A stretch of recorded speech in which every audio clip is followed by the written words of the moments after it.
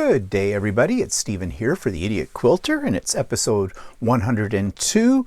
And today I've got a lot of things to talk to you about. I want to talk to you about what's behind me. I want to talk about some other things that I am making right now. I want to talk to you about what's going on with my guild, because that's very interesting.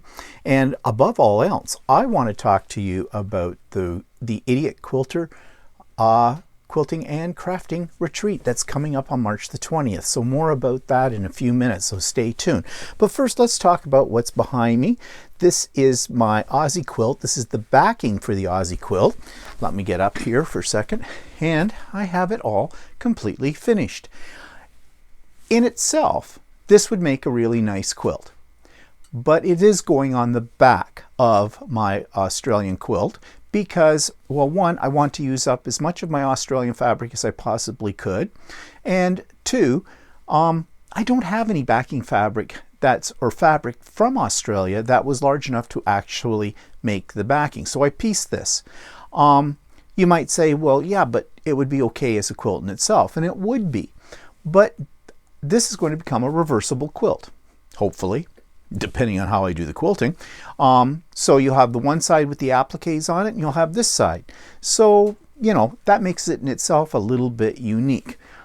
This is my own design. I've gone over this with you before as well, but I've added the side pieces now, the border pieces, top and the bottom. And I miscalculated how much of these I needed to make, like how long, and I had some leftovers, and I'm going to show you a little bit later on what I did with those. But I think it's coming out really nice. So the next stage is to layer the quilt and to do the actual quilting. And I have to plan this one out because there's appliques on it. I just can't do edge-to-edge quilting. I'm going to have to do maybe some ruler work, I think. I think I'll stay away from doing free motion. I know I'm a chicken. And practice makes perfect, but I don't want to practice on this quilt. Okay, so yeah, I'm going to have to plan it out. Now I'm thinking I have a program that I bought. It's a sketching program and for my iPad, and what you can do is take a picture of the quilt and then you can go in and draw your quilting around it, and you know that gives you a little bit of practice with motion memory or whatever, but at the same time gives you an idea, a rough idea of what it might look like if you follow that design. And if you don't like it, you can get rid of it. So I may go ahead and try using that and see what I come up with. So anyways, it's coming along. Now, the other thing that I've been working on is the mystery quilt, which is through my guild. Now, this is going to tie into what I'm going to talk about, a very serious issue actually, about my guild, which would probably prevent me from finishing this mystery quilt. So we'll talk more about it. There's nothing really to show you right now because it is a mystery. There's only several pieces of it made at this point in time, and quite frankly, those pieces don't look like anything.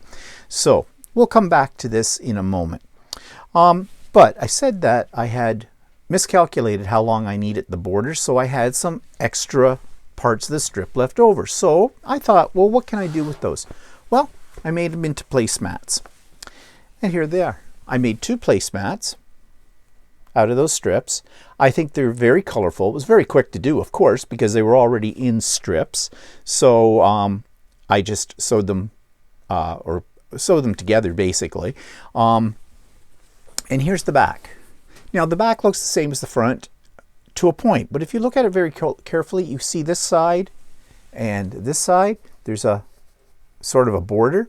That's because I did not have enough fabric to do both sides like this. I was a little short, so I took those leftover pieces and I basically pieced them together to create these little border pieces to fill it in. So you have, you know, a right side and another side for this, and I think they turned out pretty good. And although you can't see it, I did quilt these, and I used a very light purpley colored thread. And let's see, hold it up a little bit, maybe you can see it in one of the lighter sections. I don't know, I don't think it's going to show up. It's just walking foot, just wavy line. It was quick, it was fast. So I didn't want to waste my fabric, so that's what I did with it. And I have 2 new placemats for us here. And you know, you can always use placemats. Okay, so that's what I've been doing with the Aussie quilt. Now, I am also making another set of placemats. These are right now meant to go to Meals on Wheels through my guild. Again, there's some stuff about my guild I'm going to talk about. Here's the pattern. Try to keep the glare off it. It's called Take 4. I've done this pattern before. I really like it because if you want to make some really fast placemats, this works out well and they look unique. This pattern will make you 4 placemats out of 4 fat quarters in about 2 meters, I think. I'm just looking at this for backing. What's it say?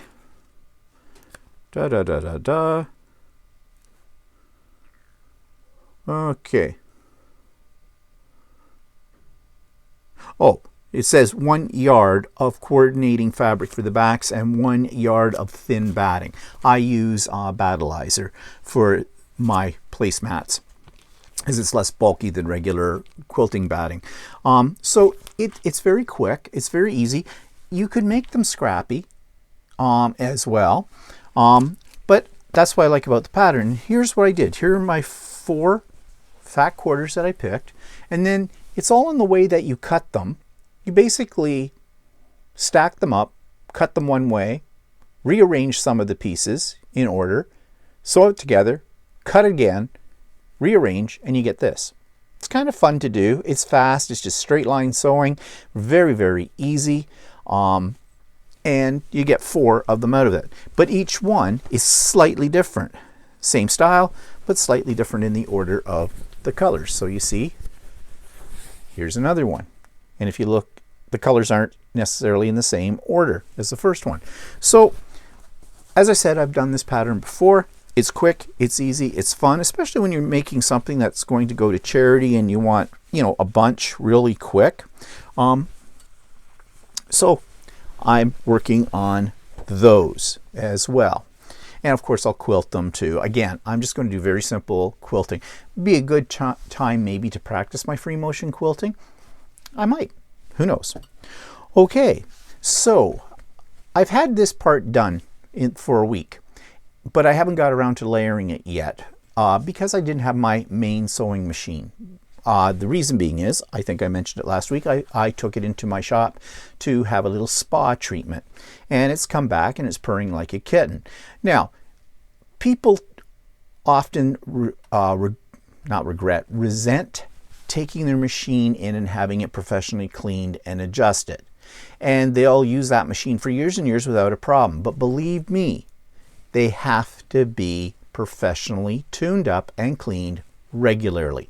Once a year, if you're a heavy sewer like I am. Maybe you can get away with 1.5 years, 2 years before doing it, but it is necessary. And the reason is this: it is expensive to a point. It cost me $225 to have my machine cleaned and tuned up. It's worth every cent. As I said before, my machine retails at $14,000. I did not pay $14,000 for it. I paid about half of that because I got an excellent deal through my dealer. But even at $7,500, that's a lot of money. You take your car in to get a tune-up. You take your car in to get your oil changed and things like that. Well, because you invested a lot of money in your car and you want to keep it running properly. It's the same with your sewing machine. You invested a lot of money in it, you want to keep it running. So it is worth having done. Now, yes, you can do a minimal amount of maintenance by cleaning your machine regularly. And regularly here means I clean my machine after every major project. Sometimes in between. For example, if I've been quilting on that machine, there's a lot of lint that comes up from the quilt batting. Definitely have to clean it, and sometimes I have to clean it halfway through. Because you wouldn't think a little tiny dust bunny is going to do that much havoc to your machine. Guess again. I know. Ask me how I know. So keeping it cleaned regularly, brushing it out in all the parts where your thread goes through and your bobbin case, the whole bit. Also, oil. oil it on a regular basis. It only takes a drop or two. But look in your manual to see where you need to oil it and do that. And again, that is something I do after every major project, sometimes in between as well. That will save you a lot of problems in the future. The other thing too about the oiling part, there are parts that need oil that they don't talk about in your manual and that you can't get at unless you take the machine apart. I don't recommend taking it apart unless you're a sewing machine service person with that. So, you know, just because in most machines you're dropping one drop of oil down in the bobbin case, a little centerpiece that has a little piece that looks like lint, don't pull it out. Don't pull that out. That's the wick. Leave that in there. I almost did that once because I thought, oh, I got a piece of fuzz down that hole. No, that's supposed to be there, so don't pull it out. It's important. But that's not the only place where your machine probably needs oil, but you don't know where the other spots are. So again, it's very good to take it in once a year if you're a fairly regular sewer. Invest in it. Get it cleaned. So I did. Now, I do have some questions about what the technician and the one that works for Ultimate Sewing, Roy, I absolutely trust him. He's excellent. But he replaced my bobbin case. And you know, I've had a lot of problems with bobbin cases. And I keep some in reserve, just in case I have another problem with them. If it gets marked up, if by chance you have a needle jam for one reason or another, it can scar the bobbin case, at least it can on the Janome. And you know, you can file down those scarred marks because they'll catch on your thread. And it'll work okay, but sometimes you just can't. They're too deep or whatever, or you've done it too many times. A new bobbin case is expensive. They're 40 bucks Canadian for me. But I keep some in reserve. And he replaced it. Now here's the ironic part. And I'm asking about this to find out why he did. The day before the machine went in, I put a brand new bobbin case into the machine. Brand new. And I hadn't used the machine after I put it in. So my machine came back. I was charged $40 for a new bobbin case. And he did include the old bobbin case along with the machine. So I'm looking at the old bobbin case and I'm trying to figure out what's wrong with this. There's nothing. It looks absolutely perfect to me. I compared it to the one he put in. It's exactly the same. So I sent a text message off to Shirley and just said, hey Shirley, out of curiosity, why did Roy do this? And she was going to check back and get back to me. So I'll let you know what I find out about that. But I'm not that concerned because I don't care about the 40 bucks because I'll keep that bobbin as a reserve bobbin. That's okay. That's okay by me. And I'm pretty sure, you know, someone might instantly say, oh, it's like car dealership. They always do something that you don't need, kind of a deal. That's not the case at all here. Not the case at all. I'm sure Roy has a really good reason for why he did that, and I will find out about it. So I'll learn something new there. But anyways, it's purring like a kitten right now, and I hope that it continues to do so. And it should. As long as you don't abuse it, as long as you keep it cleaned, get it serviced regularly, you should be fine for years and years and years with your sewing machines. Okay, so this week I wanted to talk a little bit about quilting journals because everybody talks about these and there's all kinds of them that you can pick up and buy that help you plan your projects, keep track of your projects, all this kind of stuff. And I'm the kind of person that's a list maker, so this idea does appeal to me. However, I've looked at some of the ones you can buy, and you can spend a lot of money on them. They range anywhere from, you know, 25 bucks up to 50, 60, 70 dollars. They're very nice. You can get leather bound ones. You can get ones that are spiral bound. They're full of different templates that you can use, you know, works in progress, UFOs, information about quilting stores or online shops, you know, planning, all kinds of things. Actually, some of them go to the nth degree. I mean, you could spend all of your quilting time just writing in your journal. Well, I thought about buying one of those, but I changed my mind. I decided that even though they've got some good ideas in them and they look nice, they don't totally suit my purposes. I need something very customizable for me. So I turned my attention to something that's very popular in the crafting world called bullet journals. And these are essentially, you get a notebook, whatever, and you design your own section of lists and things like that. Now some people get really fancy, especially in the crafting world, and they'll use stickers and they'll use colored markers and all kinds of things, and actually their journals become works of art. That's not to my personal taste. This is what I created. I had this old journal just laying around. It's just blank pages. That's all it is inside. And I pulled it out of a drawer one day and I decided to fancy it up. I put a picture of the applique that's in the center of my Aussie quilt, and I, labeled it, things like that, because I do have a label maker, and I have labels on everything. Label maker is definitely a necessity for me. I stick labels on everything. I'm surprised Walter hasn't woken up one morning and found his name labeled across his forehead. That's kind of how anally retentive I am about labeling. So what I did with this was I started with a table of contents. Now these pages are unnumbered, so I could number them myself, and I did. And I created sections at first. Sections that I can add to, and I just took a certain number of pages to said, okay, this section here is going to be quilting and sewing ideas. That's what I have here first in my table of contents, and I put the pages that starts on, and I add to it, and I just find another section of the book, count off 5-10 pages, whatever, and label in here. So this is a table of contents, but it also serves as a map through the book, because I'll add things to it. Like, for example, I've got projects to make, page 38. That's where they start. Embroidery projects, page 36. Christmas, page 42. That kind of thing. So I can go to those pages, and for example, let's go to UFOs, unfinished projects, and I have my list of my UFOs. And when I get them done, I check them off. I also list in here, what page would that be? Finished projects for 2020 and 2021 start on page 14. So let's go to page 14, and there they are. And that's all I do. And they're listed, so I know which projects I have finished. And I put in brackets the month. I could put the actual date too, but to be honest, I don't ever remember exactly what day of the week it was, so I just put the month when it's done.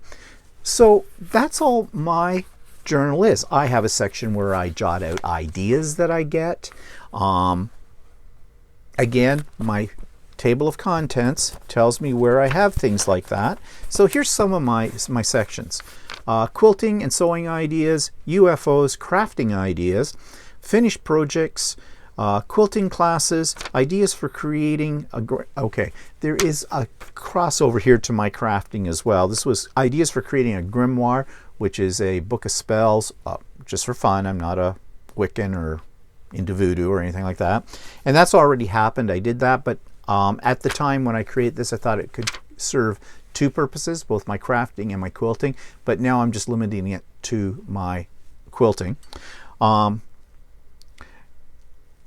Projects to make, special projects, guild related, embroidery projects, gift projects, Christmas. And if I need to add more sections, I can add more sections easily enough in here.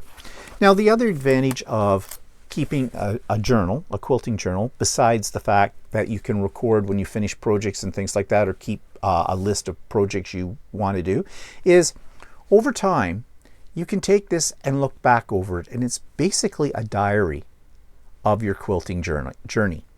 And this might be of interest. Now the ones that you buy, some of them are already, they're like a planner, like a day timer kind of thing. They already have calendar dates for a particular year in it, and months and everything like that. I find that very limiting, because you probably won't use the whole thing up in a year, and then you have to start all over again the next year. This goes on forever. Okay, until I run out of pages in here, this is going to last me forever. So that's how I keep a record of what I'm doing. Yes, I do sometimes forget to write in it and then have to come back to it. Some people keep these open right next to their sewing machine. Not a bad idea either for that. So if you've not thought about it, or if you've seen all these things for these type of journals and stuff, do what suits you. If it doesn't work for you, if you've spent money on something that somebody else has created and it doesn't really work for you, then you've wasted your time, you've wasted your money. It'll sit on a shelf until who knows what, gathering dust. Okay, so that takes us to Subscriber's Quilt of the Week. And this subscriber this week is Virginia Schneider, and she has sent me some pictures and a blurb about her quilts, so I'm going to insert that right here. This week's subscriber's quilt that I'm featuring is by Virginia Schneider, and Virginia writes, "The quilt I'm submitting was finished 2 years ago, and I'm enjoying sleeping under it right now. The pattern was designed by Heather Givens, called Footnote Quilt, and promotes the literary line of fabric that she designed for Wyndham Fabric. I found the pattern and fabric in her shop, Crimson Tate, in Indianapolis, Indiana. Since I'm a retired school librarian, I was drawn to the designs of old due date cards and the text from her favorite book, Anne of Green Gables. The quilt forms secondary patterns which I find intriguing. I quilted it on my sit-down handy quilter, Sweet 16, using cursive writing of the text of Anne of Green Gables printed on the fabric. I was fortunate to hear Heather Givens speak at a Quilt Guild meeting, and her autograph is featured on a corner." Well, this is a very lovely quilt, and it certainly appeals to me because of the literary background, having been an English teacher. Also, there's a Canadian connection here with Anne of Green Gables, since that was written by Lucy Maud Montgomery, who was a Canadian, and it's situated in Prince Edward Island. So there's a lot of connections I feel coming from this quilt. The design is lovely. The quilting on it is very, very nice as well. The whole thing just ties right together, and I think it has a rightful place being on display on a bed in your home. So thanks very much, Virginia, for sending that in to me. So I thank Virginia very much for sending me those pictures of her beautiful quilts. And also she talked about a designer. Let me see, what was the name here? Just bear with me for a second. Yeah, a store that has the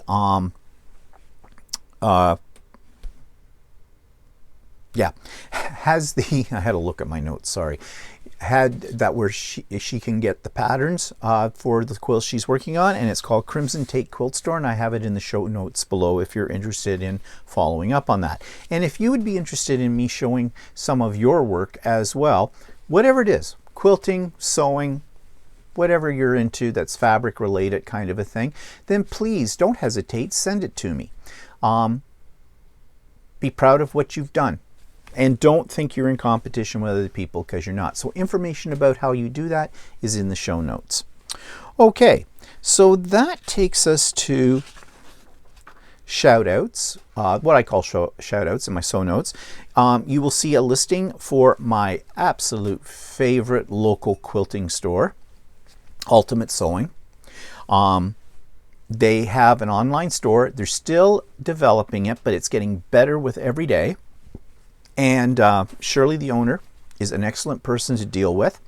So if you have problems, if you have a Janome sewing machine and you don't have a dealer near you, but you have some dealer style questions, email Shirley. She will answer them. Give her some time. She's a busy lady, okay? But she is an expert on Janome products. And she's got some beautiful fabrics online.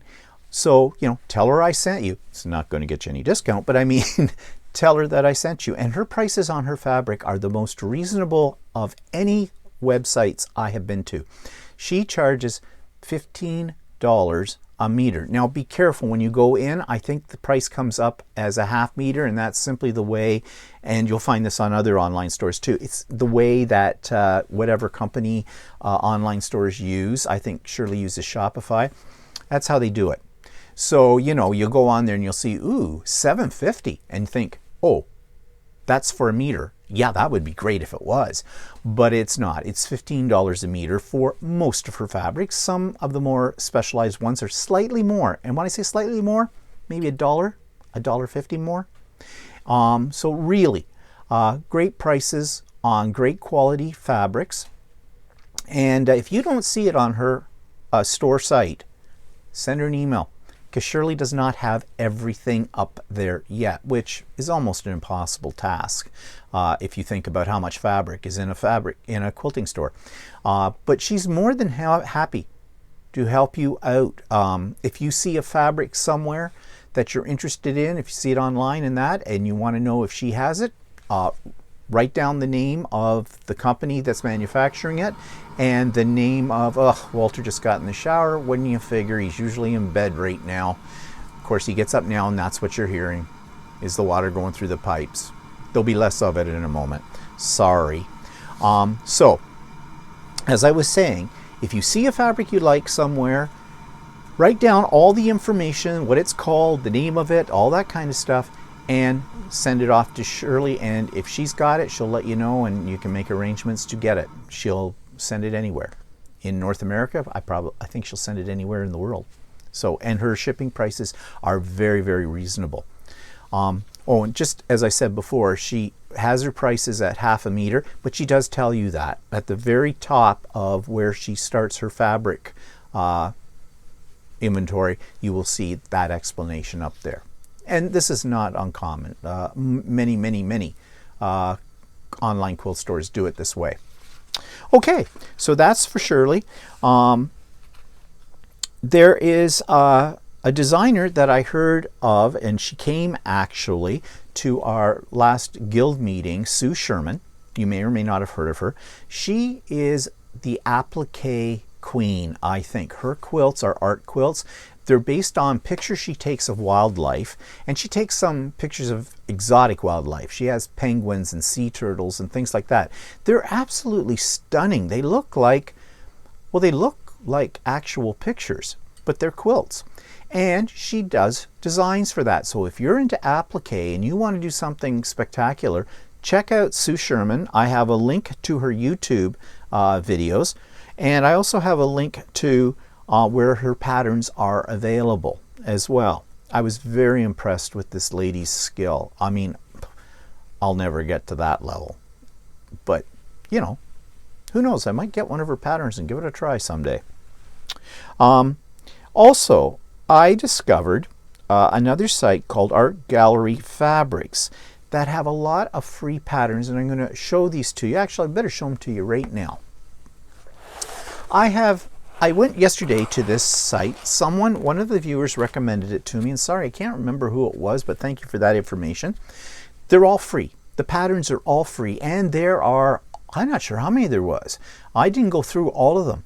I stopped after a while because all I was doing was, I love that one, download it, print it. I was getting a stack of patterns, which I don't know when I'll ever get to them. But they are modern quilts, art quilts.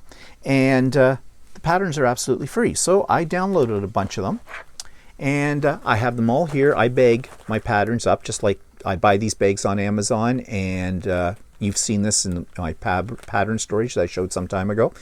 But I made this on my 3D printer, the holder, and I resized it. It's a magazine holder. I resized it so that it would hold this size very neatly. And these then will sit over behind me, behind the curtain, and call it art quilts. And the reason I am not putting these in with my other patterns is because they'll get lost in my big basket of patterns. I want to keep these out because I would like to do at least one of these. And I can't really, I can show you. There's one right there, got a glare on it, and I've got a bunch, and they're great. So I've put the link to this. It's called Art Gallery Fabrics in the show notes so that you can check it out for yourself. I mean, they're free. They're absolutely free. You know, really, just as an aside here, you can search the internet and just put in free patterns, and you can find literally hundreds and hundreds, thousands probably, of patterns. You don't need to buy a pattern. Okay, now having said that, I think you should support pattern writers. as well. But you know, right now, getting to a quilt store is not as easy as it used to be. So why not take advantage of what's being put out there? And many of the major manufacturers of fabric have quilt patterns that are free. Of course, they're encouraging you to use their fabrics to make them, but you don't have to. You can pick whatever you want. Okay, so what do I want to talk about next? Okay, let's talk a little bit about some fabrics. So I got some more fabrics from Peachtree Quilts. They had a sale. I mentioned it last week, 20% off everything. So I stocked up, and it was $5 shipping if you bought over $125 worth. So I did. I bought batiks. I love batiks. I really do. I got into batiks pretty much with my very first quilts that I started to make, and I still love them. I love working with them. I love the feel of them, and I love the colors in them as well. So here's what I bought, and this. My camera's kind of focusing here on the light, which I thought I had that turned off, but guess not. Why is this not focusing? Sorry. I'm such an amateur at this. This one. This one. And this one. So I've got 1, 2, 3, 4, 5, 6, 12 meters, because I always buy 2 meters of fabric usually. I used to buy only 1 meter, but I found that that was just too little. 2 meters seems to be enough. On the odd occasion, I'll buy 3 meters. If I really, really, really love the fabric and figure I'll never be able to get it again, I'll buy 4. So I have that. Now, something that I want to show you, which was, let's see, where did I put them? Oh yeah, over here. I have not bought these recently. I've had them for a while, but I mentioned Timholtz's fabric line, his new one called Abandon, and I've shown that to you, and I think I bought almost everything except maybe 1 or 2 in the line because I really love it. Well, as a crafter, I'm in love with Timholtz. Now, if you're not a crafter, you probably don't know who Timholtz is, but he's the guru of the crafting world. He is not necessarily thought of by crafters as a fabric designer, but he does do fabric design, and his style is very grungy. It's vintage looking. His colors suggest he doesn't usually deal in really loud, brilliant colors, but he does things that give that vintage feel. So he had a line of fabric, and he's had this line of fabric out for years, literally years, called Eclectic. And I thought I'd show you some of the ones I have. I don't have all of them. There's quite a few in the line, but I have these. Now, he did do, okay, I can't hold all these up, show you this, and this. You'll notice that his fabrics are not brilliant colors, as I already said, but also he likes to use script in a lot of them, or typefaces and things like that, and I kind of like that. If you want to give a quilt a vintage style look, I would suggest this line. And he has so many different colors in them that usually you can pick it up with some other fabrics as well. So if you're worried about a quilt being dull in the colors, just spruce it up with some other colorways from some other fabric lines as well. Now, I did do a whole quilt, and I showed this a long time ago, that I made for a friend of mine.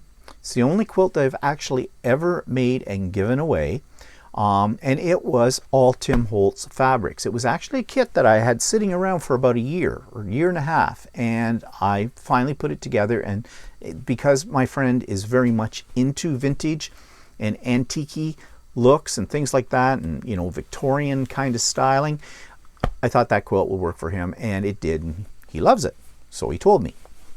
If he hated it, I guess he'd be just a good enough friend not to say so. No, I'm pretty sure he liked it, because I know his style very much. So when he asked me to make a quilt for him, I immediately knew that that kit was going to work. So that's Timholtz Fabric. So you might want to check them out. A little coffee here. So looking at my notes again. Yeah, so I think I've talked everything I want to say about fabrics. So let's go to this week's quilt critique, one of my quilts. This is what they commonly refer to as a string quilt. It's the first one I'd ever made. I love making string quilts. String quilts are the ones you make, you take strips of fabric, lay them across a foundation piece, whether it's another piece of fabric or muslin, or even just doing it, I did it on deli paper.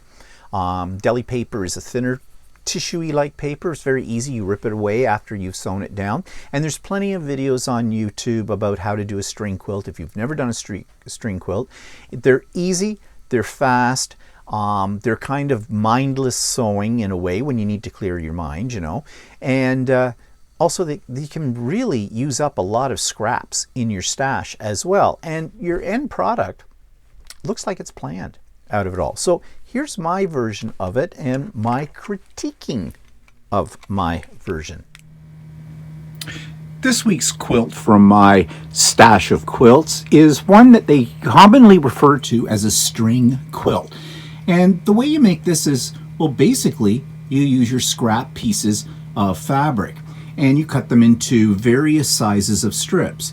There is really no right or wrong way to do this, but you do use a foundation piece to sew the strips onto. And I think in this case I used some deli paper for that, which is the thin paper that delicatessen would wrap sandwiches in. But you could use copy or paper, and I know that some people actually use old, if they can get their hands on them, telephone books. So let's take a closer look at this one and see what I did right and what I did wrong.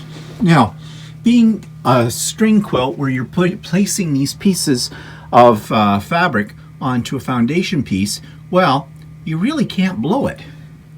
The only thing that would happen is if you didn't cut a strip long enough, but that's easy enough to figure out at the time that you're making the square. This kind of quilt goes together very, very fast as well. And as I said, since you're using up scraps from your stash, it's a great stash buster as well.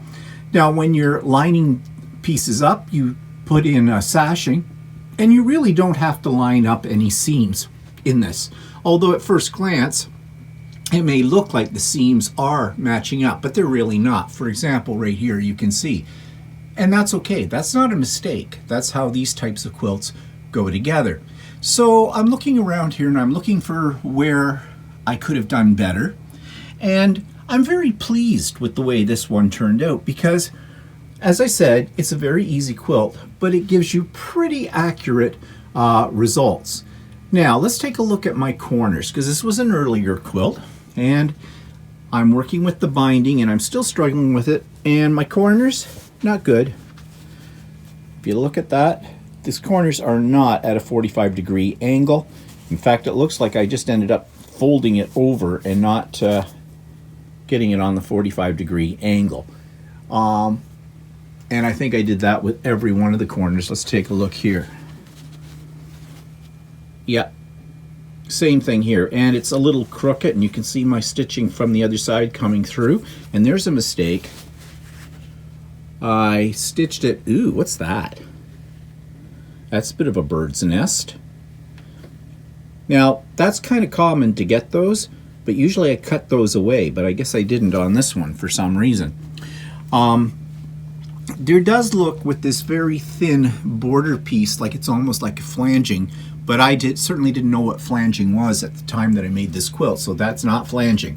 That is just a border that I cut maybe a little on the short side.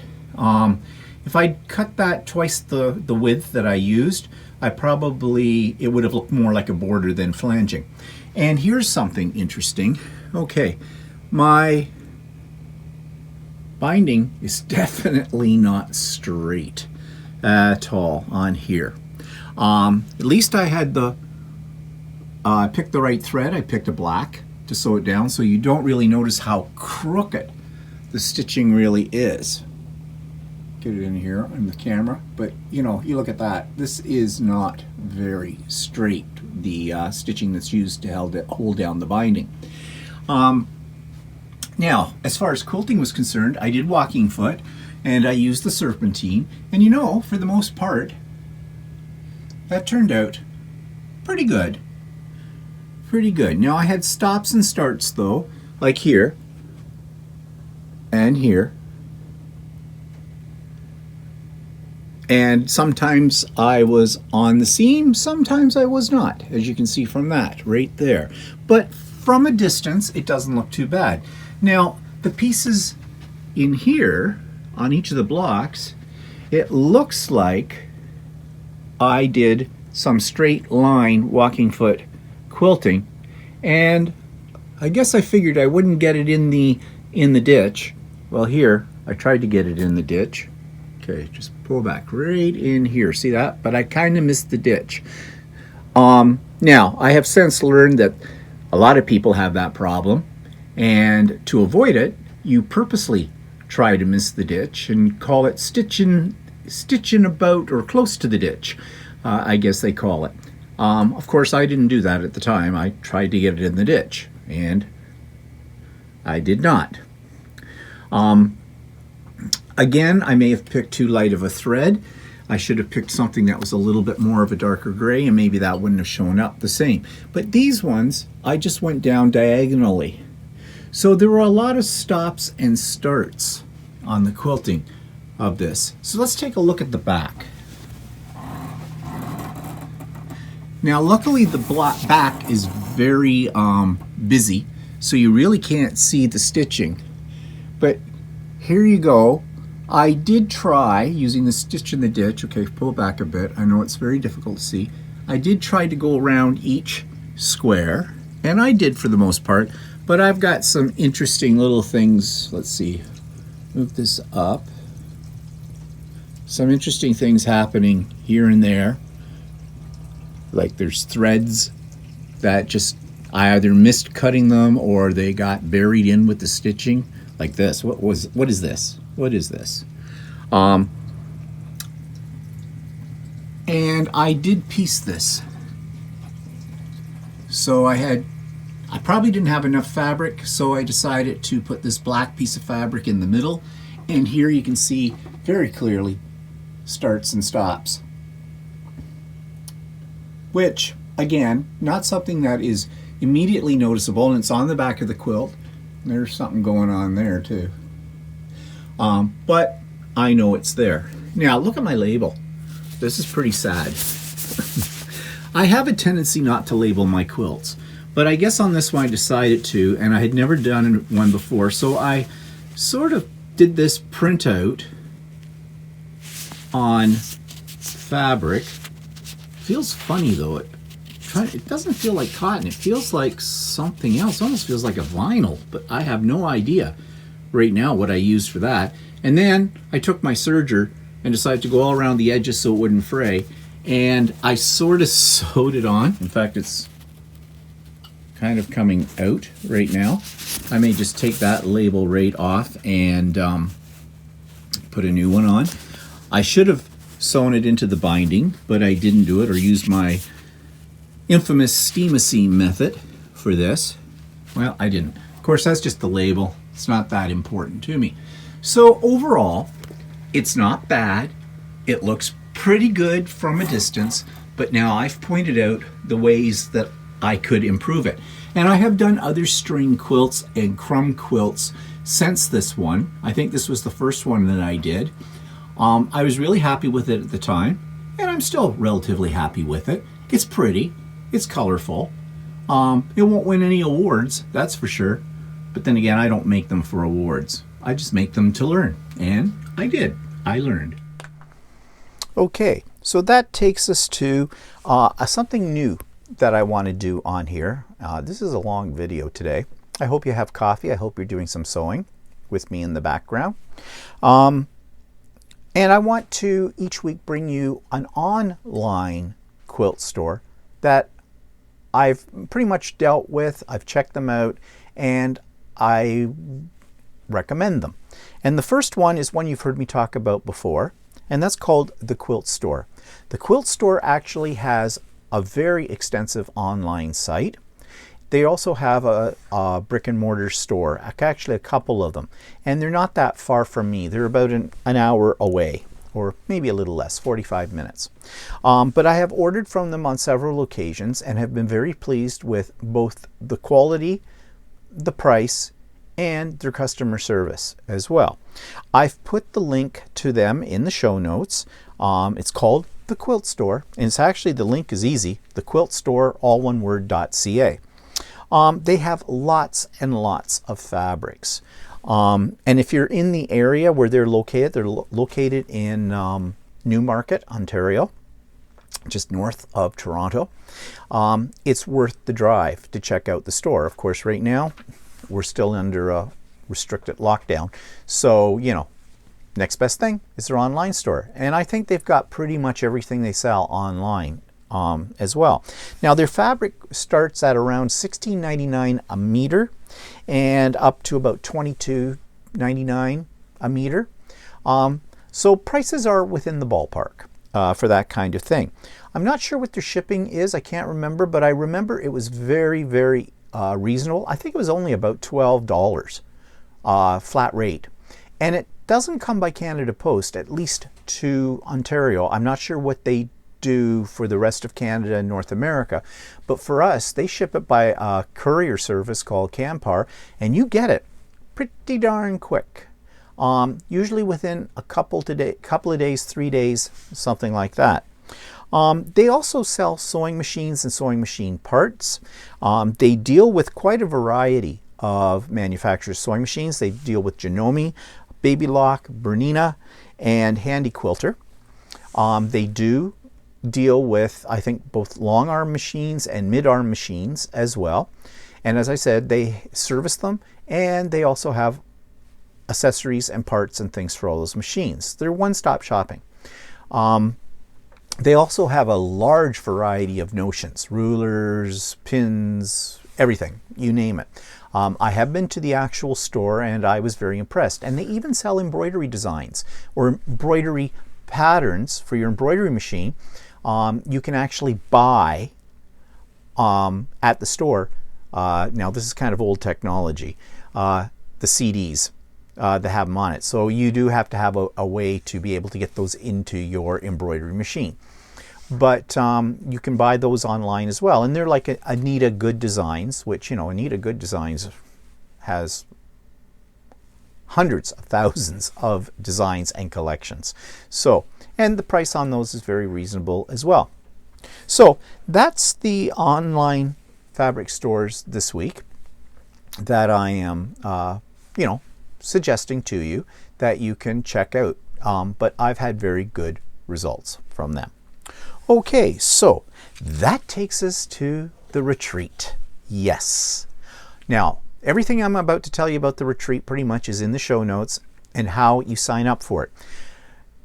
The response has been overwhelming. I thought that I might get, if I was lucky, maybe 25 to 30 people. I'm up to almost 70 people. I can only accommodate on the Zoom 90. So if you're interested in joining the Idiot Quilter Retreat, then I suggest you run to your computer right now and send me an email that has your full name, first and last name, and your email contact information, and I will send you a retreat confirmation within minutes telling you you're in. And as time goes by, this is on March the 20th, starting at 9 a.m. Eastern Standard Time and running for 12 hours to 9 p.m. Eastern Standard Time. And I have lined up a couple of local stores, Ultimate Sewing, of course, who are generously, I'm saying they're sponsoring me, but what I really mean is they're donating some gift certificates that you can use on their online store or in their store as well if you happen to be in the area. And also with a crafting store. Now, this is just not for quilters, although I know the majority of the people signing up for this are quilters, but it's also for crafters. It's for anybody who does anything creative, quite frankly. If you're a quilter, great, sewer, mixed media, art journaling, scrapbooking, card making, whatever. It's open for everybody, which makes this kind of a unique style of retreat, because usually retreats are for one niche. This is for everybody. And it's absolutely free. Absolutely free. No strings attached. Okay, and I'm going to come back to that in a minute. But Ultimate Sewing is donating some gift certificates, so there's going to be some prizes. There's going to be maybe some, I don't know about games. I've been looking at doing games, but I'm thinking now I'm not going to, because I think it's just too complicated to do it on Zoom. I think they will be draws. Depending on how many gift certificates I get, I'll spread them out over the day, and you know, I'm going to pull your name from a hat, basically, for it. That's what I'm thinking right now. That may change, but anyways, there'll be prizes. Also, I have some gift certificates coming from another local store in my area that is a scrapbooking store, a crafting store called Class Act. They have generously said they would donate some gift certificates as well. And I have a third donation from not so much as a store. They don't sell fabric, but it's from my friend Kim, who runs the Quilters Way. And the Quilters Way you've heard me talk about in many cases, and I'm going to talk a little bit more about them in this video. I told you this is going to be long. She is donating some gift certificates where you can buy some of her original patterns that she makes, and she's very much into applique, so if you're into applique, you're going to love this as well. So I really thank those people for doing all of that, because I couldn't afford to do it myself, and so it's really nice to have their support. Not only that, but all three of those people will be doing some small little presentations. Ultimate Sewing is going to talk about some new products that you might be interested in. This is not a sales pitch, okay? They're just going to make you aware that these things are available. Class Act is going to do a demo using a product called Angelina Fibers, which is actually a crossover product. It was originally created for quilters, but it's been adopted by the crafting community, and she's going to talk about that. It's fascinating stuff. I got to find mine. I have some somewhere. I just don't know where they are, and I haven't really used them that much, but this is, you know, I've had them for years. So this is getting me interested in trying it again, and especially now with quilting.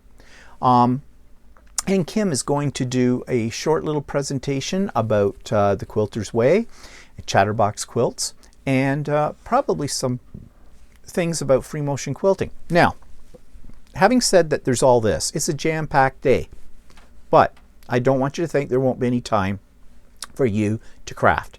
There will be. There'll be lots of time. I am limiting these presentations to, you know, no more than 30 to 45 minutes. Bang, that's it.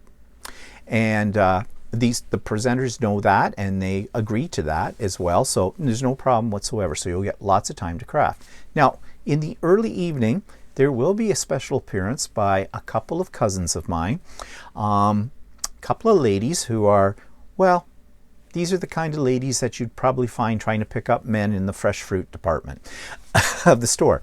I'll give you their names, but I'm not going to tell you what they're going to do. I'm just going to say it's going to be special, and it's Glad Ass Happy Bum and Matilda Mudslinger. And that's all I'm going to say about them, but that's a special treat. So, the whole idea of this retreat is that it is informal, relaxing, having some fun with other people who are doing similar kinds of things. We might share a little bit, but again, I'm not going to have a big show and share session because that eats up time. So if you want something that's relaxing, that will help you for about 12 hours, just forget about the state of the world right now. There'll be no politics. There'll be no drama. This is just fun, okay? So, as I said, it's filling up very quickly. So if you're interested, please send me an email with your name, first and last, and your email contact information. And as the time gets closer to March the 20th, I will be sending out more information to everybody that has registered. Okay, so that's what I want to say about that.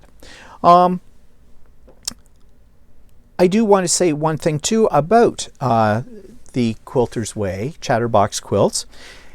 It has been a closed membership for a while, as Kim has been, upgrading her system and making new plans, and she's reopening the doors to new members. And I'll just read what she has written about that. It says, I'll be opening the TQW, stands for the Quilters Way, doors to new members from February the 22nd to the 28th, 2021. So that's next week. If you know of anyone who would benefit from our membership, please send them to, and she's given a link that will explain what it's all about in more detail to get on the wait list, so they'll be advised when enrollment is open. I have put that link in the show notes under Chatterbox Quilts, and in brackets it says membership, and it's very reasonably priced, and there's a lot of value for the money, a lot of value. And if you go to the link, you can check it out and make a decision for yourself. But I have been an original member since the day she started it. I have met Kim, even though she's out in Calgary and I'm here. She has Ontario roots, and we've met. She is so much fun. I really wish we lived in the same area because, yeah, I just love her. I think she's great. And you will too. So check that out. Okay, I just want to say something very briefly. I talked about this more extensively on Stephen and Walter Live this week, so you may have already heard it. I'm running into a problem with my guild. Actually, no problem with the guild, a problem with one member of the guild who really believes that they're in total and utter control. And this person, to put it up there, well, it's not kindly, is a bully. This person decided that this retreat was me trying to make money, and these businesses trying to make money on other people's backs. We're not at all. I have nothing to gain from this. It's free. The companies that are coming on have done it because I'm friends. They're my friends. Shirley of Ultimate Sewing is my friend. Kim from Chatterbox Quilts is my friend. And Carol from Class Act is my friend. And that's why I'm doing it. And I'm trying to support them during this time. Simple as that. I have nothing to gain from it at all. Nothing monetary. In fact, it's costing me money to do this. Okay? But that's okay. I'm doing it for a very selfish reason. Yes, it is. I have a selfish reason. I want to have some fun. I'm tired of isolation. I want to get out there and have some fun. And this is a way that I can do it because it inspires me. And that's what I want other people to feel as well. It's for them. So I don't think you're going to hear any rumors about this because it's pretty much closed to my guild. And there may be some guild members on here. But it's not an issue with my guild. It's an issue with this one individual who feels that since they're in the executive, that they have all this power. So anyways, I just thought I'd mention that. But in no way is it going to affect our retreat. So having said that, I think that's enough for today. I'm really excited about the retreat. Can you tell? It's going to be great. I'm working hard on it to make it great. And yeah, I'm excited. And I hope you are too. So having said that, I hope you have a good week. Thanks for tuning in. Stay happy, stay healthy, keep quilting, keep making, and have a great life. Well, that's one way to end it. Okay, I'm going now. Goodbye.